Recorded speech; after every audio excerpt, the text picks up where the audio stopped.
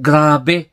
Ang lalakas talaga ng loob ng mga bullying ito sa isang batang nagla-live selling sa TikTok. Tapos, ang masaklap pa, mukhang sila din ang responsable sa pagre-report ng account ng live seller na ito para i-restrict siya sa pagla-live at hindi na siya maka-live sell ngayon. Kaya grabe talaga ang mga bully sa social media, di ba?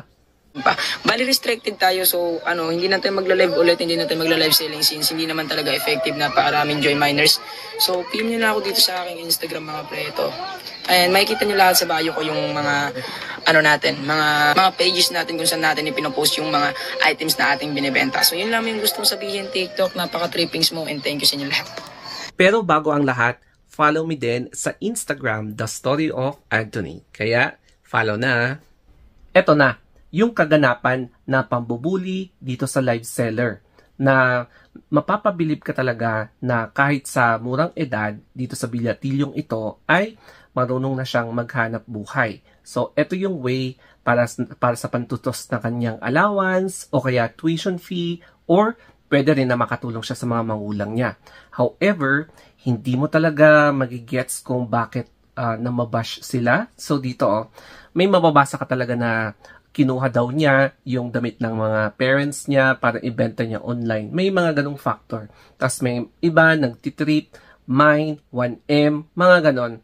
Tapos yung iba, as in, grabe, nakaka-hurt talaga. Kasi me as a content creator, nakaka-receive din ako ng mga bashing, no? Kaya masakit din na makita ang isang kapwa na online seller, content creator na nababash. So, mapapansin mo sa mga bashers na nagtatago sa dami account. Kaya no wonder ang lakas ng loob para mang-bash. So katulad ko din, no? Yung mga nakikita nyo na negative comments sa mga comment section, sa mga vlogs ko, mga peking profile. So instead na i-bash, patulan mo, i-block mo na lang, di ba? Ayun. So, ayan. As in, consistent sila na nangbabash kay kuya, no? So, hindi nila tinitigilan. Nakakalungkot talaga. Kaya no wonder, may mga live sellers na napapaiyak na lang. So, na-feature ko kay Rita Gaviola, yung Badyaw Girl, na nabash din siya, na sinabi na bumalik na lang daw siya sa panlilimos, mga ganun na bashing. So, kay, eto naman, iba din. So, hindi mo talaga maintindihan kung saan nanggagaling yung time tsaka effort nila para mang-bash. Ayan. So, nakakalungkot lang talaga. Pero ito ang nakakagulat, no? Mukhang posible na sila din yung nag-report sa account ng TikTok seller na ito para hindi na siya makapag-live selling. Grabe, no? Sobrang sukdulan ng kasamaan na ugali yung mga ginagawa nila na hindi lang cyberbullying, talagang gusto nilang may mangyari yung sa account ng live seller na ito. So, sobrang nakakalungkot talaga. Dito mo talaga makikita kung gaano kasipag ang binatilyong ito.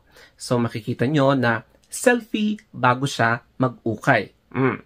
And then, ang target niya mismo ay yung mga thrift shops, yung mga ukay-ukay, kasi medyo mura talaga siya yung mga price niya. So, yan yung mga bagsak presyo. Kaya, yung advice ko sa inyo is magsuot kayo ng face mask kasi medyo maalikabok ang mga shop na ito. So, makikita nyo, mukhang eto ata yung puhunan niya. So, mukhang 900 plus, 900 pesos. So, pupunta talaga siya sa mga bagsak presyo, no? Para makamura. And, syempre, yung mga napili niyang medyo magaganda kasi may mga ganda sa mga ukay-ukay na pwede mong ibenta. So, ayun na nga.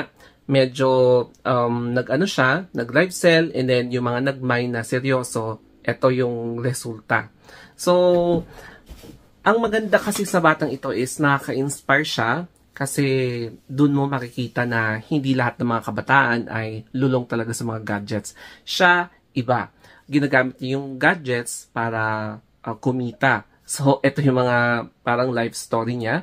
So, mababasa mo dito, uuwing 50 tirang pera. Ayan. So, may pinakita ulit siya dito na thrift shop. So, ito yung favorite spot niya na Triple J na ukay-ukay, no? So, katulad din dito, no? May mga ganitong shops din na medyo mura yung benta. Tapos, kapag nakachamba ka ng branded na item, tapos binibenta ng mura, naku, tiba-tiba ka dyan. And dito naman, mapapansin mo na ang daming naka-display. So, advice ko talaga sa inyo na magdala kayo ng face mask kasi maalikabok talaga. Tapos yung mata mo medyo mapait na kapag medyo matagal ka doon sa loob ng mga ukay-ukay. So, ganyan ang mga buhay ng online seller. So, makaka-relate ka talaga dito kasi syempre, naiintindihan mo yung hirap bago ka magbenta ng mga sales mo, lalo na kapag ang products mo ay mga thrift shops. Ito na. Ito na yung reaction natin. So, napansin natin na syempre na-hurt si Bagets, no? Kasi constant talaga, walang tigil yung bashing sa kanya. Tapos medyo nakakairita na, hindi ka na comfortable. So, syempre, ang tatamaan talaga niyan is yung mental health mo and emotional health.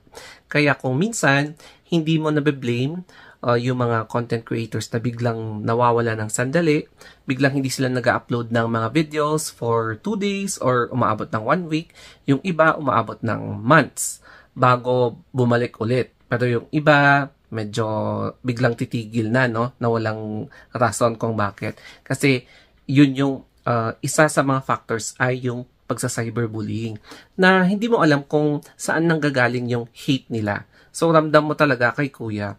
Pero, ang maganda dito is namulat na siya sa katotohanan na maghanap buhay kahit na nasa murang edad pa siya. So, marunong na siyang maghanap buhay.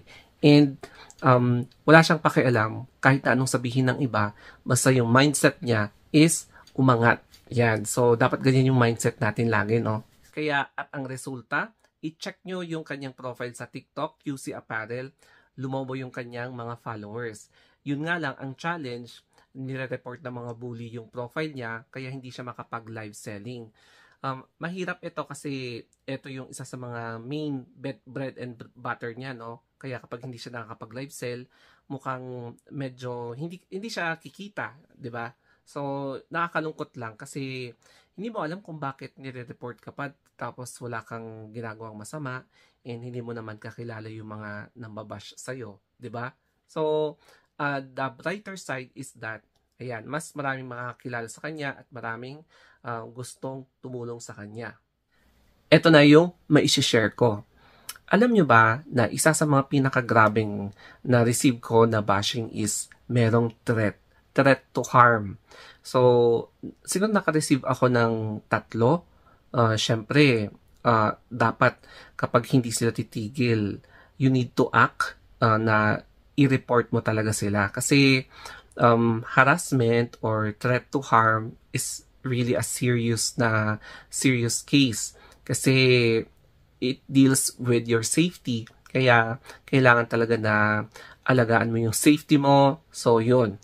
And then, kapag meron namang mga bashers na, alam mo yun, yung hindi ka tinitigilan, yung may harassment na hindi ka na comfortable sa presence nila, i-block mo na lang kesa nagpapakamartir ka sa mga negative comments. So, yun lang.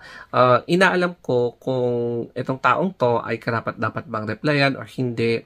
Meron din naman na kinokorek ka, which is acceptable naman yon. Pero kapag below the belt talaga yung pagbabash, ignore na or i-block para matapos na ang drama. So, sana kay live seller na to, magkaroon ka pa ng more followers, more blessings, and syempre, gumawa na lang siya ng reserve na account para in any case na magtagumpay yung mga bashers niya sa pagre-report sa kanyang account, at least meron alternative. So, sana matapos na mga bashing, no? So, anyway, wala na tayong magagawa dyan. We have no control kung sino man yung pwedeng gumawa ng mga negativity online or toxicity. So, i-safeguard na lang natin ang mga sarili natin. So, I hope na may natutunan kayo dito sa video na ito. Kaya, always think positive and i-block na lang kung sino yung mga nagpo-promotor ng negativity at toxicity. So, that's it guys. Thank you and have a wonderful day.